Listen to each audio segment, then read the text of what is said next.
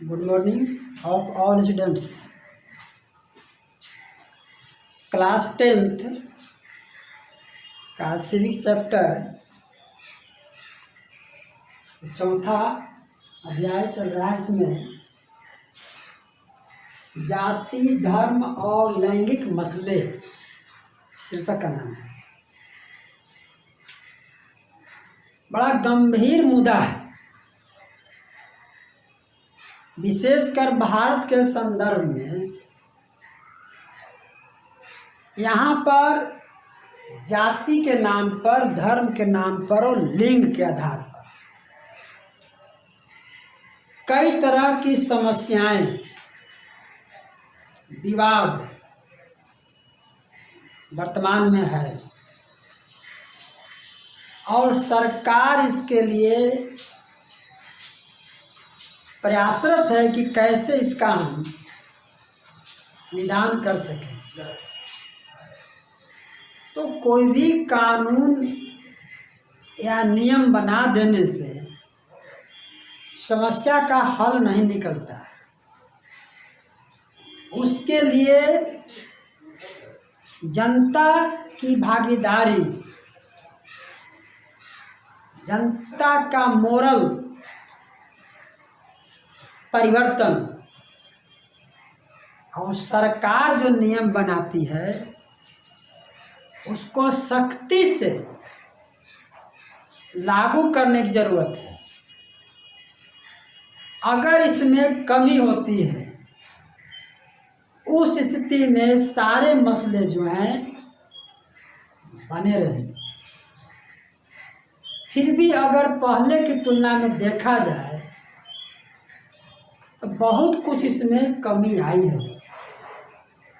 तो शीर्षक से ही स्पष्ट होता है कि जाति, धर्म और लैंगिक मसले में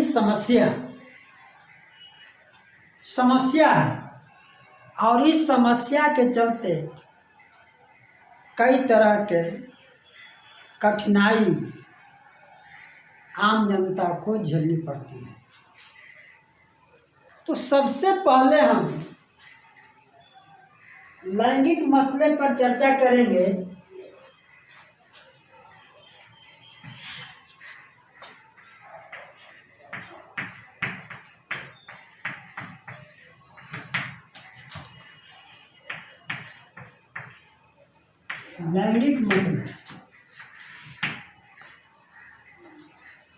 लैंगिक मसले का अर्थ होता है लिंग के आधार पर स्त्री और पुरुष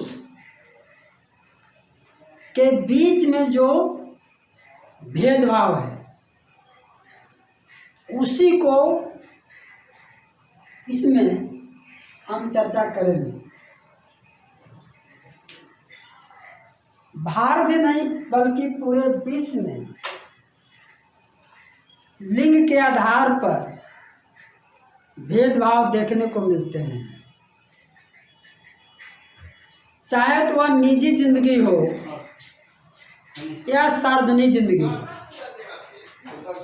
हर जगह इसमें अंतर देखने को मिलता है। प्राचीन काल से ही श्रम का विभाजन लोगों ने आपस में कर रखा है कि कौन कौन कार्य पुरुष करेंगे और कौन कौन कार्य महिलाएं करेंगे। ऐसा नहीं है वो सारे काम जो महिला के जिम्मे दिया गया पुरुष नहीं कर सकता, लेकिन समाज ऐसा बनाकर रखा है कि अमुक कार्य महिला करेंगे। और जब आज यह पूछी जाती है कि क्यों, कुछ लोग जवाब देते हैं कि प्रकृति ने ही महिलाओं की शारीरिक बनावट जैसी बनाई है, जिसके चलते वो सारे काम उनके जिम्मे दिए गए हैं। लेकिन ऐसी बात नहीं है। ये समाज जो है इसको पहले से और आज तक ढो रही है। तो सबसे पहले है श्रम का लैंगिक विभाजन।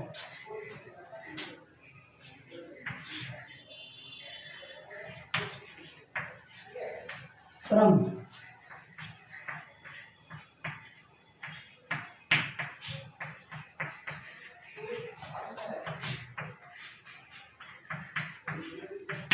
श्रम का लैंगिक विभाजन।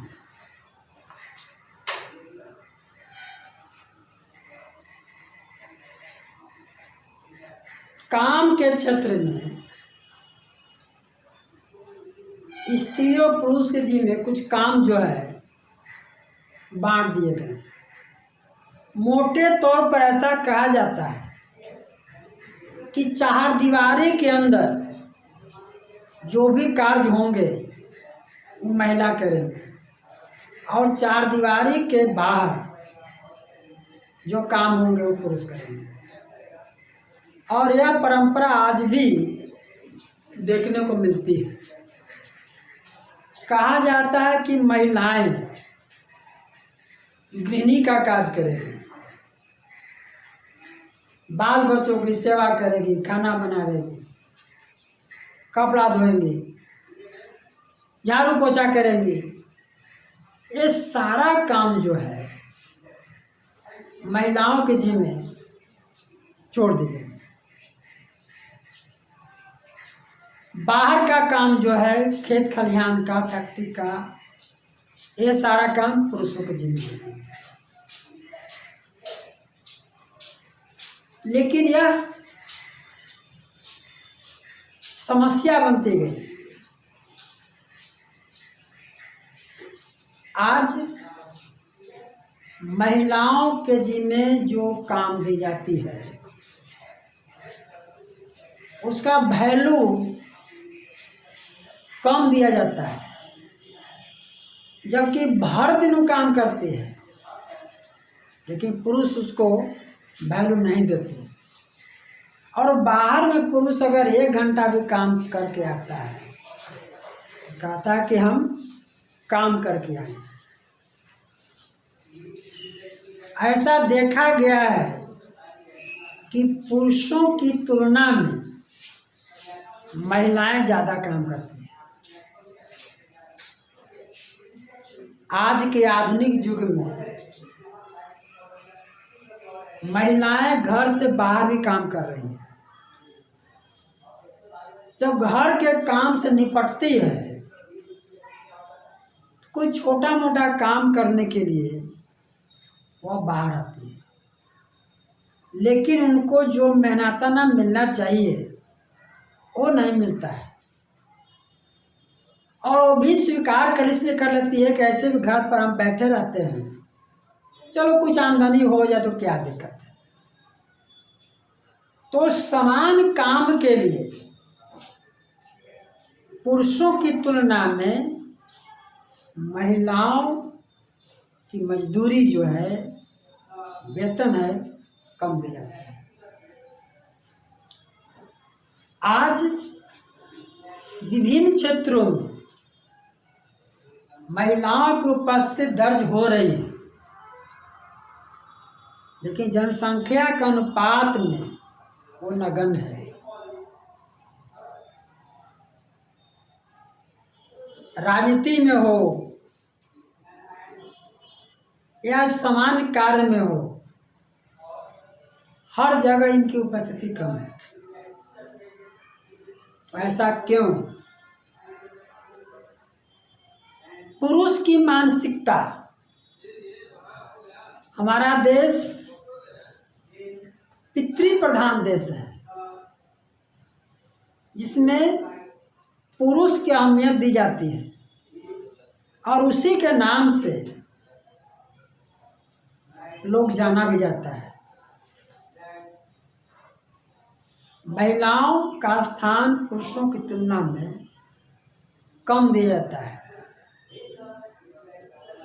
इसीलिए उन लोगों के साथ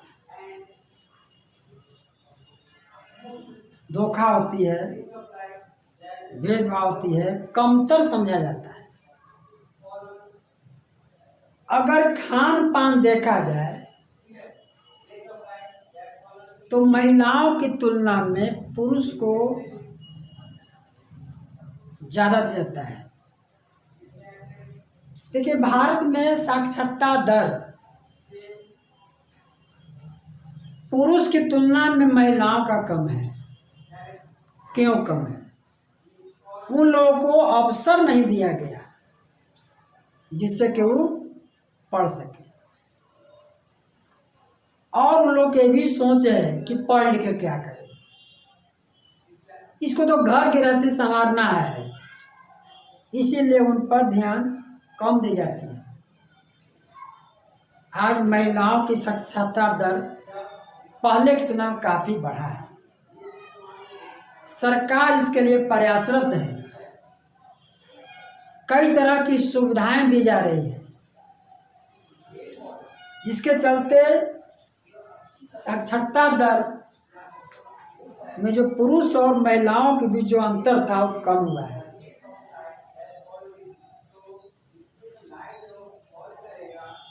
अगर हम पॉलिटिक्स के बात करें तो वहाँ पर इनकी उपस्थिति बहुत कम है। एक तो इनको अवसर ही नहीं दिया जाता, और दिया भी जाता है सफलता नहीं मिलता है। जब महिलाएं यह महसूस की कि जब तक राजनीति में हमारी हिस्सेदारी नहीं सुनिश्चित होती तब तक हमारी मांग पूरी नहीं हो सकती,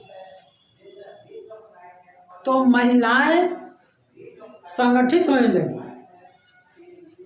गोलबंद होने लगी, और नारीवादी आंदोलन खड़ा हुआ। नारी सशक्तिकरण के लिए लोग आगे आए, तब जाकर इन लोगों की उपस्थिति कुछ हद तक हुई है, लेकिन यह संतोषजनक नहीं है।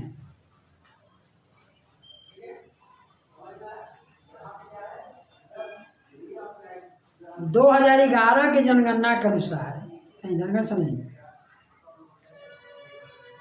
जो पिछला चुनाव जो हुआ है 2019, इसमें संसद में महिलाओं को उपस्थिति 14% दर्ज की गई। सभी राज्य नहीं, बल्कि बिहार विधानसभा की अगर बात की जाए तो उसमें 11% महिलाओं की उपस्थिति है। अब बताइए, पुरुष और महिलाओं की संख्या लगभग बराबर है, लेकिन हर क्षेत्र में इनकी उपस्थिति बहुत कम है।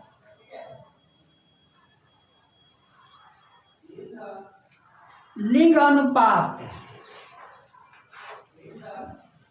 विभिन्न राज्यों में भिन्न भिन्न है। इसके पीछे भी हमारी मानसिकता, संकीर्ण मानसिकता काम कर रही है। कुछ लोग की सोच है कि लड़का ही रहे,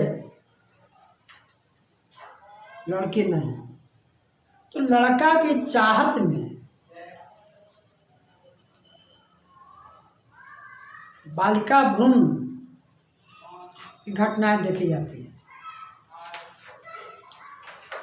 2011 की जनगणना के अनुसार प्रति 1000 पुरुष पर 933 महिलाएं थी, जो बराबर नहीं है। समय केरल में महिलाओं की संख्या पुरुष से ज़्यादा था, मैक्सिमम और मिनिमम हरियाणा में सबसे कम महिलाओं की संख्या दर्ज की गई। ये भी एक दुख की बात है कि महिलाओं की संख्या पुरुष की तुलना में कम क्यों। बहुत सारे ऐसे कारण हैं जिसके चलते ऐसा हो रहा है। अब राजनीति में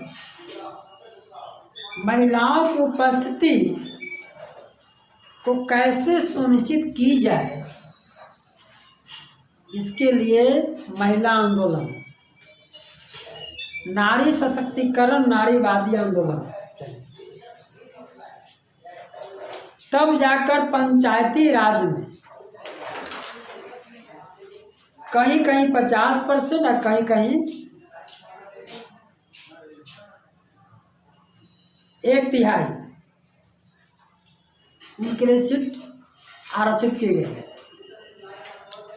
इतना से संभव नहीं है। संसद में और विधानसभा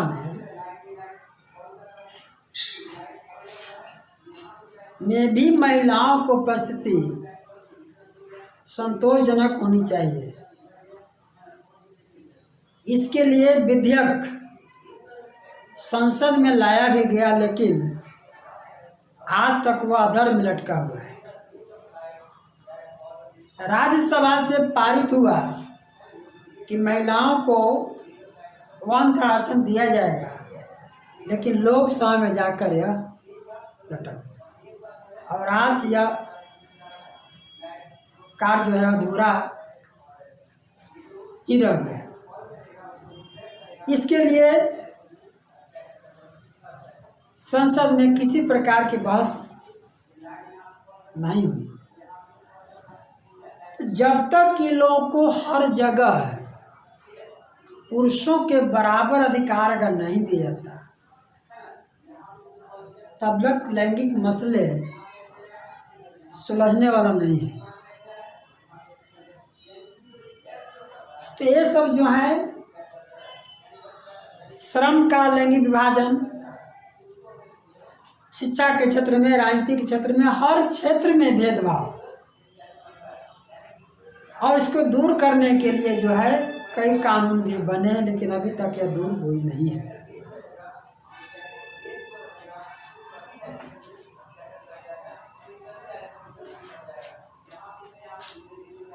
श्रम का विभाजन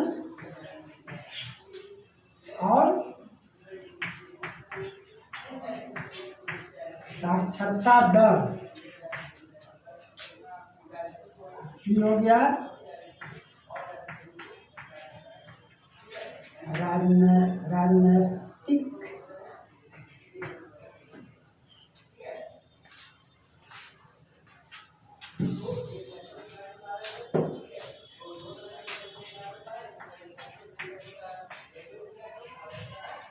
राजनीति में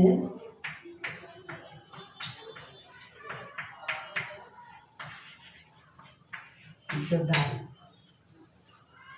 ये 3 चीज जो है, श्रम का विभाजन, साक्षरता दर और राजनीति में हिस्सेदारी, इसमें इन लोगों को बराबरी का अधिकार मिलना चाहिए। तब जाकर जो लैंगिक मसले हैं दूर हो सकते हैं। इसके बाद है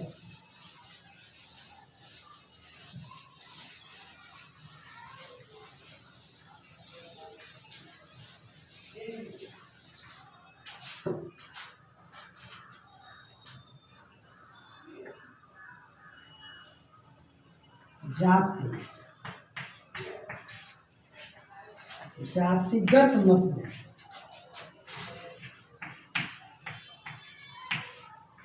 जातिगत मसले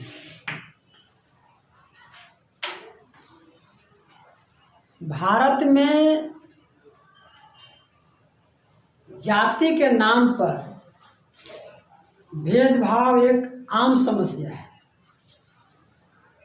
पूरे विश्व में रंग के आधार पर, नस्ल के आधार पर, धर्म के आधार पर भेदभाव तो देखने को मिलते हैं, लेकिन जाति के नाम पर भेदभाव केवल भारत में देखने को मिलता है। शुरू से ही पूरे समाज को कई जातियों में विभाजित कर दी गई और साथ ही उसको कुछ काम से उसको जोड़ भी दिया गया कि अमुक जाति अमुक कार्य करेंगे, अमुक जाति अमुक कार्य करेंगे, और यह पीढ़ी दर पीढ़ी यह चली आ रही है। और काम के आधार पर ही इन्हें समाज में कद भी मिलता है। इससे पहले आश्रम था, 4 आश्रम, ब्राह्मण, राजपूत, वैश्य और शूद्र। तो काम के आधार पर, योग्यता के आधार पर बांटी गई। लेकिन बाद में वह जो है वंशानुगत ट्रांसफर होता गया, वो योग्यता रहे या न रहे। तो भारत में जाति के नाम पर कई तरह विवाद देखने को मिलता है। और ये भी है कि काम को भी उसी के नाम पर छोड़ भी दी गई है।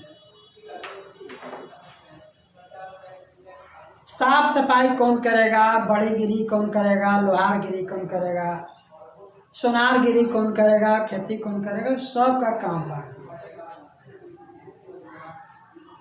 और काम के आधार पर उनको समाज में इज्जत भी दी गई। ये भी एक समस्या है। तो जातिगत समस्या से कैसे उबरा जा सकता है, इसके लिए सरकार कोई प्रयास नहीं किया। छुआछूत निवारण कानून बना है,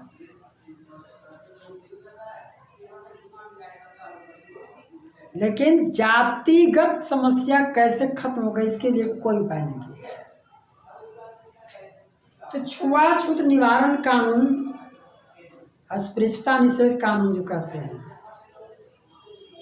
कानून तो जरूर बना, लेकिन 100% सफलता प्राप्त नहीं हुई है।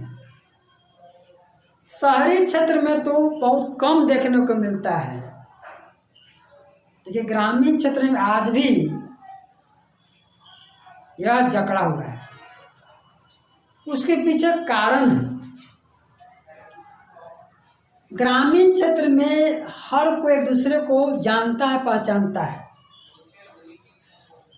इसीलिए वह आसानी से उसके साथ भेदभाव कर लेता है।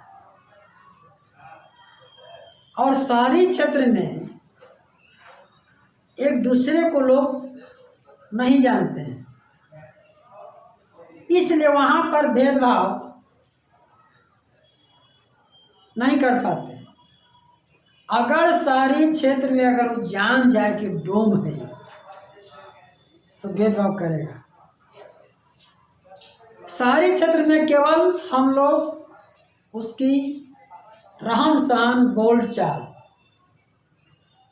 उसी के आधार पर जो है हम लोग परखने का काम करते हैं। ग्रामीण क्षेत्र में उससे भली भांति हम लोग परिचित हैं। उसका रहन सहन कितना ही बदल जाए, कितना ही पढ़ ले, लिख ले, कुछ हो जाए, व्यवहार लोग उसके साथ वैसा ही करेगा जिस समाज में वह है।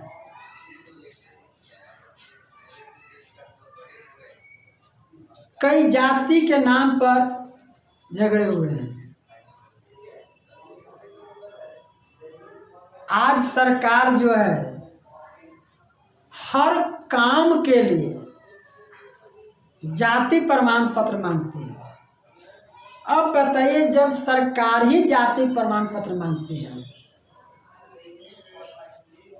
तो जातिगत मसले कैसे दूर होंगे? यह और धीरे धीरे बढ़ता जा रहा है। जाति के नाम पर रिजर्वेशन तो हर कोई को कार्यालय से अपना प्रमाण देना पड़ता है कि हम किस जाति से हैं, ताकि जो है रिजर्वेशन का लाभ ले सकें। इस तरह जो है जातिगत समस्या और लैंगिक समस्या, सरकार की इसमें मिली जुली प्रतिक्रिया रही है।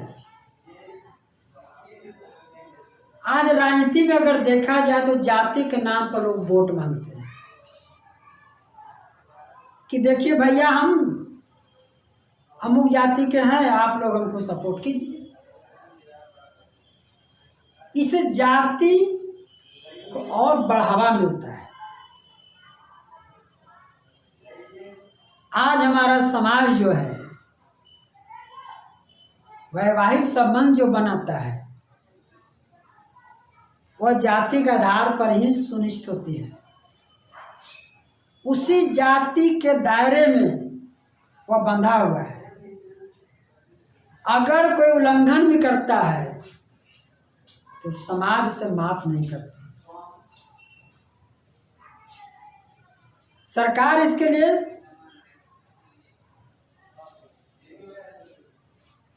कोई ऐसा कानून नहीं बनाई जिससे कि समाज उसको तब न करे। अंतरजातीय विवाह का प्रचलन चला भी है तो बहुत नाम मात्र का है।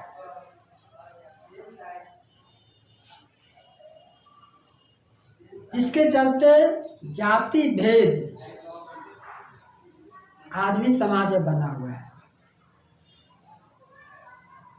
तो जब तक जाति भेद खत्म नहीं होता, लैंगिक भेद नहीं खत्म होता, देश के अंदर कई तरह की समस्या